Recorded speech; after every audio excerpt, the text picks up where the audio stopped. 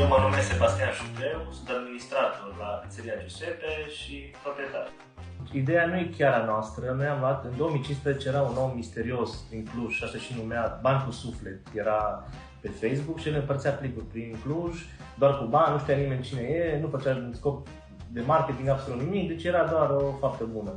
Și noi l-am contactat, avea totuși un mail, sau nu mai țin minte, a fost acum vreo 8 ani, și am zis, uite, am o idee, pot să preiau ideea asta bună și să o fac cu pizza. Și am zis, wow, ce idee bună, aveți tot acordul meu, super. Și de acolo am început, deci din 2015 avem chestia asta.